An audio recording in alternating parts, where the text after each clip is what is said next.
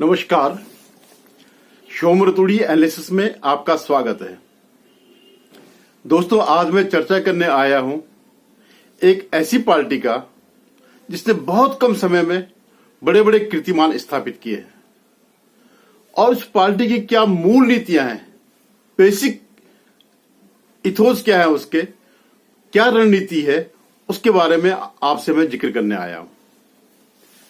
जी हां, मैं बात कर रहा हूं आम आदमी पार्टी का, जिसके सर्वोच्च नेता है अरविंद केजरीवाल जी। अब मैं थोड़ा आपको इतिहास में ले चलूंगा। आपको याद होगा 1954 में 1954 में भारत और चीन के बीच एक समझौता हुआ।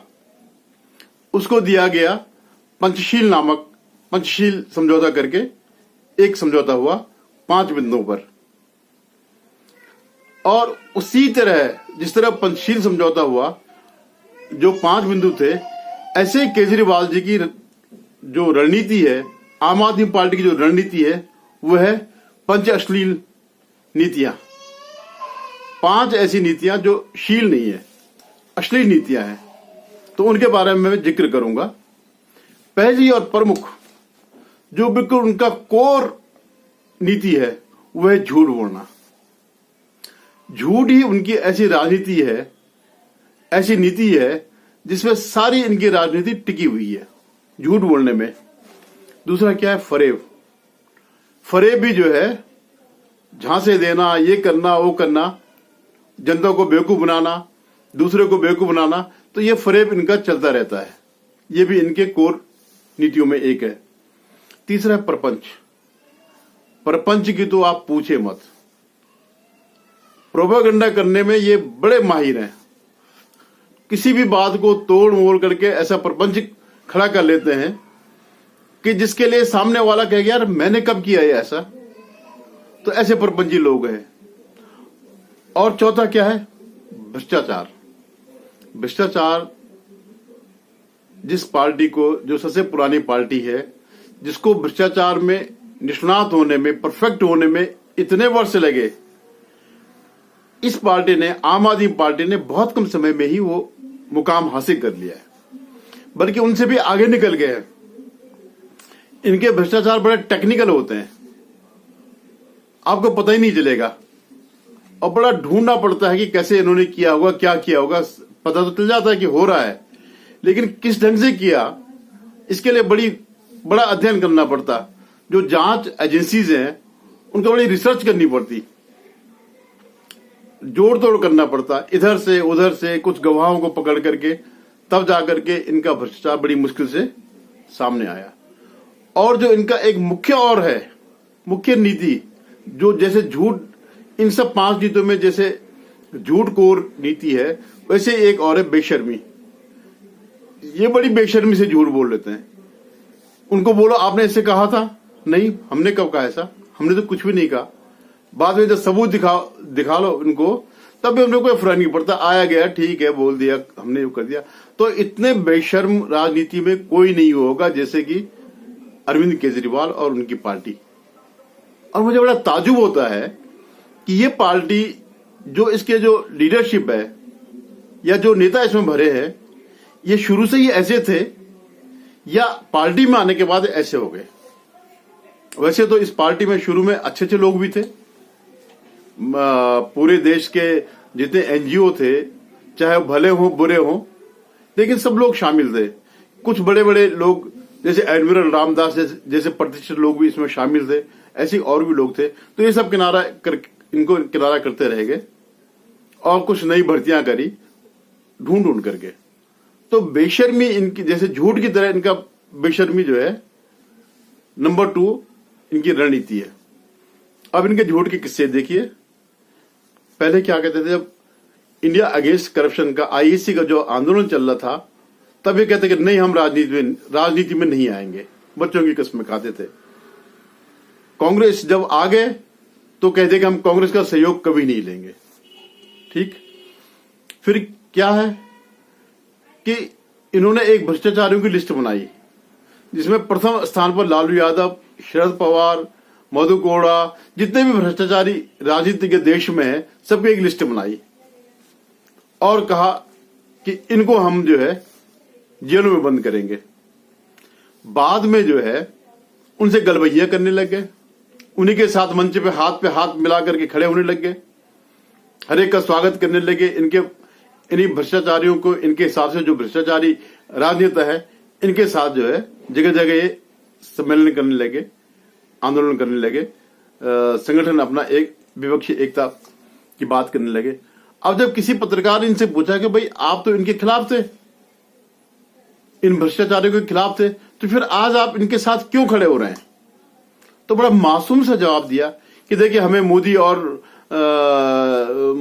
शाह से जो है खतरा है, ये लोकतंत्र के लिए ये लोग बड़े खतरा है, इसलिए ये बड़ी बुराई है।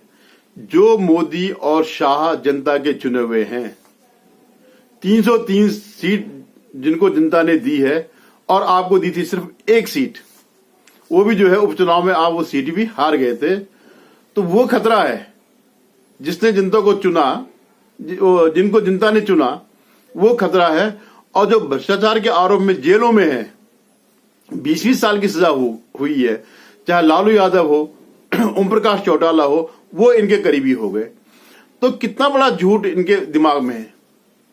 और बाकी जो इनका एजेंडा जो होता है, जो वचन पत्र समझिए उसे, जो चुनाव से पहले जो कहते हैं हम ये करेंगे, तो हम 500 स्कूल बनाएंगे। 500 स्कूल में से मुश्किल से 2-4 स्कूल ही बने होंगे। प्रदूषण मिटाएंगे, प्रदूषण वहीं का वहीं पर है, बढ़ ही जा रहा है, कम नहीं हो रहा है। तो पिछले साल तक तो इनके पास एक बहाना था कि पंजाब में पराली जलती है तो वो यहां आती है। अब पंजाब में इनकी सरकार हो गई, अब वो बहाना भी खत्म हो गया। तो ले देकर के गरीब हिंदुओं का जो है, इनके पास एक ही वो है कि पटाखों पे जो है प्रतिबंध लगवा दो। हालांकि न उससे पहले पटाखों की वजह से जो प्रदूषण का स्तर इतना ज्यादा हुआ और न उसके बाद बहुत कम हुआ। अब जब स्वाभाविक रूप से कोहरा कम हो गया, प्राकृतिक रूप से जब प्रदूषण कम हो रहा है, तो आज अपना बयान लेके आगे देखिए हमने इस बीच जो ये हो गया, प्रदूषण कम हो गया, हमने किया कुछ नहीं।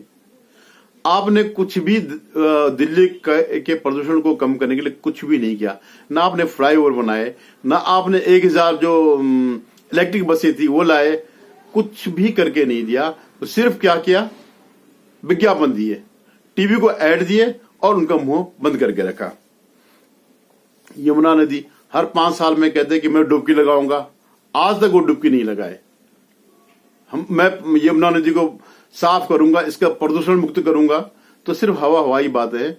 उसमें कभी नहीं कहते हैं हाँ जी हम कर लेंगे। अब उनको पता है कि कोई क्रॉस क्वेश्चन करने वाला नहीं कि भाई तो आपने पिछली बार भी कहा था, अब भी कह रहे हैं। तो झूठ का तो ये इनका पुलिंदा है। और किस तरह से अपने झूठ से मुकर जाते हैं, ये अभी आप सामने देखिए, एक इनका वीडियो आ रहा है, देखिएगा इसको। भारतीय जनता पार्टी की पुलिस मिलके आम आदमी पार्टी का अपहरण करते हैं और फिर उसका कैंडिडेचर वापस करवाते हैं, उसका नामांकन वापस करवाते हैं। ये मुझे लगता है भारत के इतिहास में पहली बार ऐसा हुआ है। चुनाव आयोग को इसको बहुत गंभीरता से लेना चाहिए और इस पर तुरंत कार्रवाई करनी चाहिए और उसका इस तरह की हरकत को रोकना चाहिए कि पुलिस जाके किसी कैंडिडेट का नामांकन वापस करवा रही है, बीजेपी के गुंडे उसको किडनैप कर रहे हैं और फिर नॉमिनेशन वापस करवा के पुलिस वापस उसको बीजेपी के उन्हीं गुंडों के हाथ में सौंप दे रही है। तो मैं चुनाव आयोग से, मुझे 2 बजे का समय दिया है, लेकिन मुझे अभी मिलना है क्योंकि ये तो इमरजेंसी है। इमरजेंसी में चुनाव नामांकन वापस दिवा लिया है उससे। पुलिस 500 पुलिस वाले उसको लेके गए, वहाँ पे आरोप के दफ्तर में बैठे और गन पॉइंट पे उससे नामांकन वापस लिवाया है। आयोग से क्या मिलने का कुछ समय मिला अभी आपको? आयोग से मुझे दोपहर के बाद का समय मिला था, मैंने कहा अभी मिलना है, अर्जेंसी है, तो अभी मैं जा रहा हूँ उनके पास। हाँ, ये वो वाला थोड़ा थ्योरेटिकल है, कॉर्पोरेट वाले जो आप बोल रहे थे ना। अच्छा, काफ़ी थ्योरेटिकल, इसलिए उसमें मैं नहीं जुड़ा। अच्छा, तो वो एक तो उसमें ये जितना मिडिल क्लास है वो एंटी हो जाएगा कि हम प्राइवेटाइजेशन के खिलाफ हैं, कंपनियों के खिलाफ, वो मैं इसलिए मैं उसमें नहीं आ रहा। ओके, उस डिबेट में मैं पढ़ नहीं रहा था जानबूझ के, बाकी कुछ नहीं। और ये जो हाशिए पर जो 80% समाज है, इसमें बोलेंगे, इसमें अब आ जाइए ना, उसको वो बैंक तो वही है असल में देश भर में। बिल्कुल। और ये भूल गया मैं बोलना। हाँ, ये बोलूँगा उसमें वो सब अगर हम उनके लिए कर रहे हैं। मैं ये नहीं कहना चाहता कि ये सारे प्राइवेट वाले कर रहे हैं और कोई भी सरकार आ जाए प्राइवेट से कमीशन लेकर, तो ना हम पूरे प्राइवेट सेक्टर को नकार देंगे। ओके, वो मिडिल क्लास बहुत क्रांतिकारी। बहुत ही क्रांतिकारी। अब जरा इनका जरा प्रपंच भी देखिएगा, कैसे प्रपंची लोग हैं। पहले तो आप लोगों ने वो देखा होगा किस तरह सेटिंग करते हैं।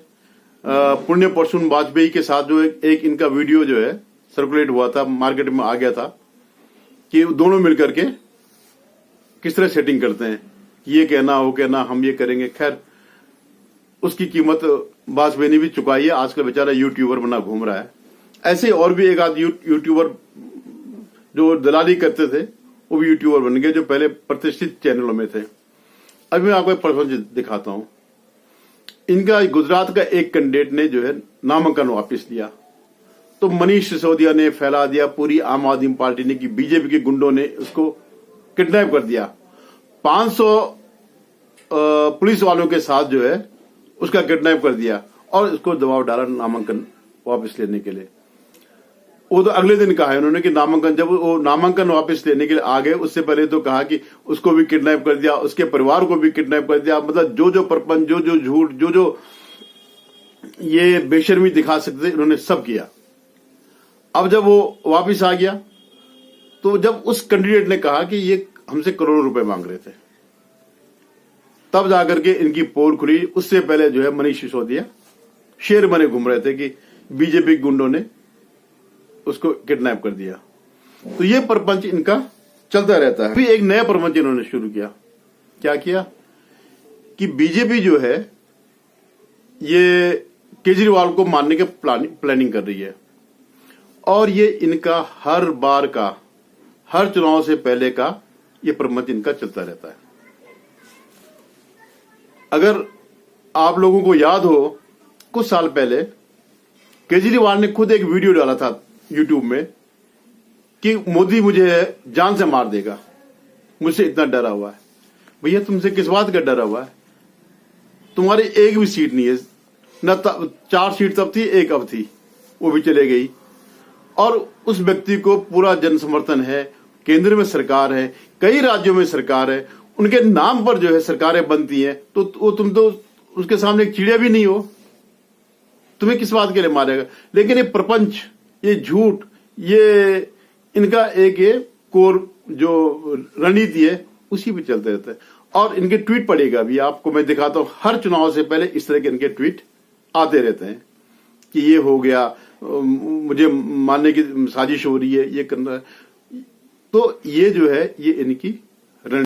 बाकी भ्रष्टाचार पे की जहां तक बात है, तो क्या है कि इन्होंने जगह जगह भ्रष्टाचार किए हुए हैं, लेकिन अब पहली बार जो है एक ब्यूरोक्रेट एलजी बन गया, क्योंकि वो सत्ता में रहे और इन सब चीजों से गुजरे हैं। उनको पता है कि कहां कहां ये कर सकते हैं, और इन्होंने की नब्ज पकड़नी शुरू कर दी। हर भ्रष्टाचार में इन्होंने पॉइंट, जहां जहां इन्होंने भ्रष्टाचार किए वहां इन्होंने फाइलें खोलनी शुरू कर दी। तो पहले तो ये जैसे इनकी आदत थी, धमकाना, झूठ बोलना, उसमें दबाव डालना, पॉलिटिकल प्रेशर डालना एलजी पर, तो काफी इन्होंने उन पे आरोप भी लगाया कि ये जब सचिव थे उसके खादी ग्राम उद्योग के क्या है, तब इन्होंने नोटबंदी में पैसों को हेराफेरी करी। एलजी भी अपने पे आ गया, उन्होंने के खिलाफ मानहानि का मुकदमा कर दिया, नोटिस दे दिया। अब ये इन्होंने दुम दबा करके भागे। अब उसके बाद से ये एलजी के खिलाफ एक शब्द नहीं बोल रहे हैं। इनको पता चल गया कि ये जो है हमारे गुरु है, इनसे नई पंगा लो तो बेहतर है। तो जो मैं भ्रष्टाचार का जो जिक्र कर रहा था, तो अभी तो कुछ ही चीजें सामने आई मोटे मोटे तौर पे।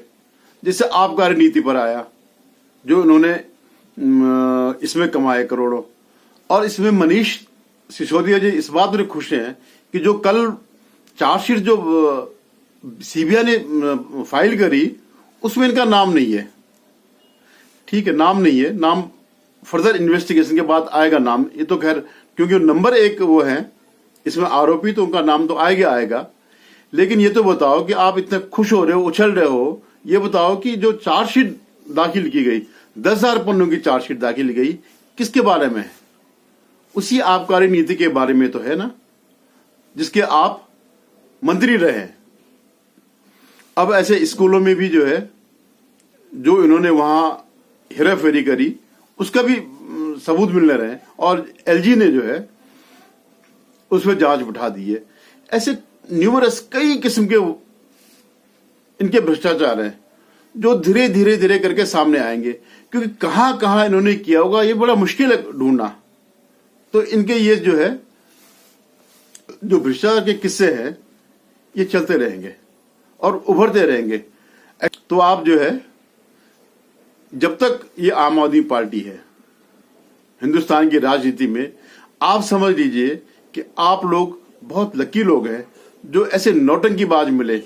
आप ये भूतो न भविष्य तो, जब तक इसका अस्तित्व है तब तक ही इस तरह की नौटंकी इस देश वालों को देखने को मिलेगी। धन्यवाद। आप इनकी नौटंकी का आनंद लीजिए। अभी 2-4 साल तो ये पार्टी चलेगी, तब तक पता नहीं क्या क्या गुल खिलाएंगे। धन्यवाद, नमस्कार। अगर मेरा वीडियो पसंद आए तो इसे लाइक कीजिएगा, शेयर कीजिएगा और सब्सक्राइब